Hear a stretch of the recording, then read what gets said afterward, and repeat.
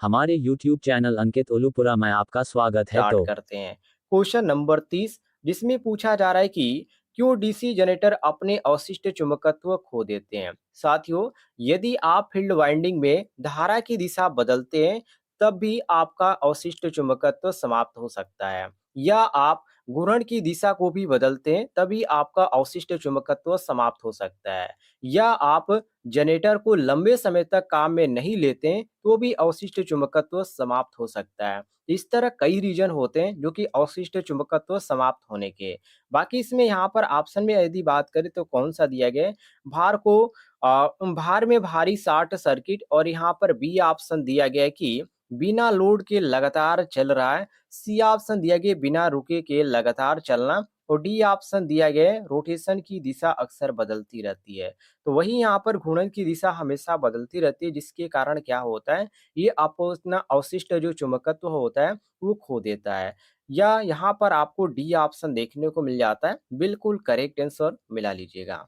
आगे बढ़ते हैं, अगले क्वेश्चन को देखिए साथियों, क्वेश्चन नंबर 31 को, जिसमें क्वेश्चन नंबर 31 में पूछा जा रहा है कि एक जनरेटर में योक या और ध्रुव के माध्यम से चुंबकीय सर्किट कैसे पूरा होता है। देखिए, जो जनरेटर होता है वो जनरेटर का जो ऊपरी भाग होता है उसको बोला जाता है योक, ठीक है, और जो अंदर का साथियों होता है उसको बोला जाता है ध्रुव। अब यहाँ पर ये पूछा जा रहा है कि ध्रुव के माध्यम से चुंबकीय सर्किट कैसे पूरा होता है। तो जो चुंबकीय सर्किट होता है वो आर्मेचर कोर के माध्यम से पूरा होता है, और आर्मेचर कोर जो ऑप्शन में हमारा देखने को मिल जाता है, ऑप्शन नंबर बी देखने को मिल जाता है। तो बी ऑप्शन साथियों करेक्ट आंसर हो जाएगा। अगले क्वेश्चन की ओर बढ़ते हैं। अगला क्वेश्चन आपके सामने, जिसमें पूछा जा रहा है कि डीसी शंट जनरेटर, और आगे क्वेश्चन में कहा जा रहा है कि डीसी शंट जनरेटर में लोड बढ़ाने पर टर्मिनल वोल्टेज कम क्यों हो जाता है। ए ऑप्शन आर्मेचर प्रतिक्रिया प्रभाव के कारण, बी ऑप्शन आर्मेचर प्रतिरोध में वृद्धि के कारण, सी ऑप्शन ब्रश वोल्टेज की वजह से गिरावट कम होने की हो जाती है, और डी ऑप्शन दिया गया शंट फील्ड प्रयोगत्व में वृद्धि के कारण।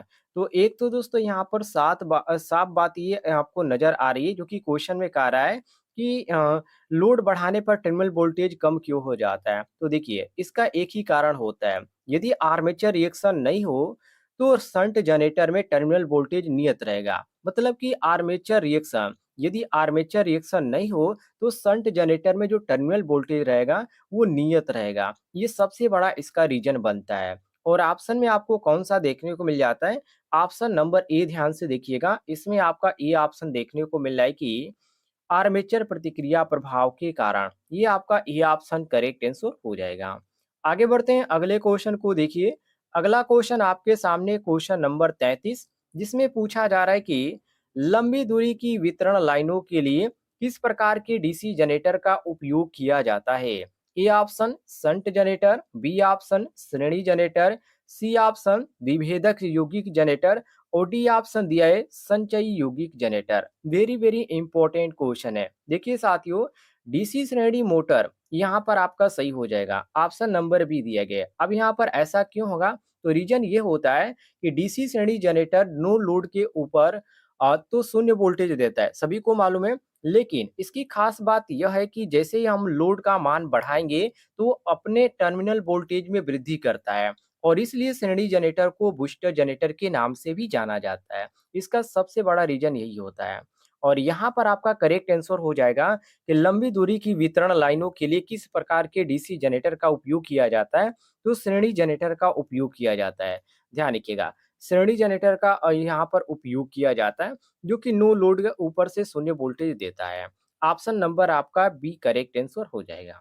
आगे बढ़ते हैं, अगले क्वेश्चन को देखिए। अगला क्वेश्चन आपके सामने, जिसमें पूछा जा रहा है कि डीसी जनरेटर में इंसुलेशन प्रतिरोध को बेहतर बनाने के लिए किस विधि का उपयोग किया जाता है। तो साथियों, इसमें एक विधि होती है जिसको बोला जाता है रख रखाव के दौरान मशीन में गर्म हवा, और यहाँ पर आपको देखने को मिल जाता है ऑप्शन नंबर डी। ये आपका डी ऑप्शन करेक्ट आंसर हो जाएगा, मिला लीजिएगा। अगले क्वेश्चन को देखिए, ये काफी इजी क्वेश्चन था। क्वेश्चन नंबर देखिए 35 को, जिसमें साथियों क्वेश्चन नंबर 35 में पूछा जा रहा है अवशिष्ट चुंबकत्व के अभाव में किस प्रकार का डीसी जनरेटर काम करता है। वेरी वेरी इंपॉर्टेंट क्वेश्चन है। तो यहाँ पर साथियों कौन सा ऑप्शन देखने को मिल रहा है, जैसे कि शंट जनरेटर, श्रेणी जनरेटर, और यहाँ पर नीचे आएँगे तो आपको यौगिक जनरेटर और अलग से उत्तेजित जनरेटर। तो ये आपका डी ऑप्शन सही हो जाएगा, सेपरेटली एक्साइटेड जनरेटर। अब यहाँ पर सेपरेटली एक्साइटेड जनरेटर क्यों सही होगा? देखिए, जिसके पास अवशिष्ट चुंबकत्व नहीं होता है और वह वोल्टेज पैदा करता है, तो उसे हम बोलते हैं सेपरेटली एक्साइटेड जनरेटर। ठीक है? आप सभी को मालूम होना चाहिए। और उसी के अनुसार यहाँ पर क्वेश्चन में ये साफ तौर पे पूछा जा रहा है कि अवशिष्ट चुंबकत्व के अभाव में, मतलब कि अभाव मतलब वहाँ पर अवशिष्ट चुंबकत्व नहीं है, में किस प्रकार का डीसी जनरेटर काम करता है। तो ये जो काम करता है सेपरेटली एक्साइटेड की तरह कार्य करता है, जो कि ऑप्शन में आपको डी ऑप्शन देखने को मिल जाता है करेक्ट आंसर। आगे देखिए अगले क्वेश्चन को। अगला क्वेश्चन आपके सामने क्वेश्चन नंबर 36, जिसमें साथियों पूछा जा रहा है कि आर्क वेल्डिंग के लिए किस प्रकार की डीसी जनरेटर का उपयोग किया जाता है?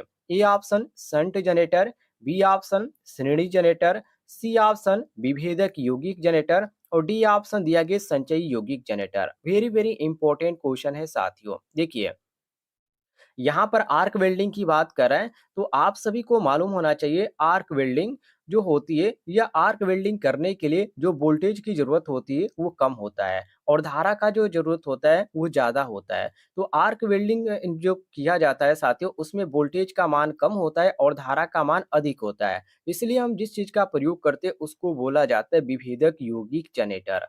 और ऑप्शन में आपको देखने को मिल जाता है option number C, differential compound generator, जिसको अंग्रेजी में बोला जाता है और हिंदी में विभेदक यौगिक जनरेटर बोला जाता है।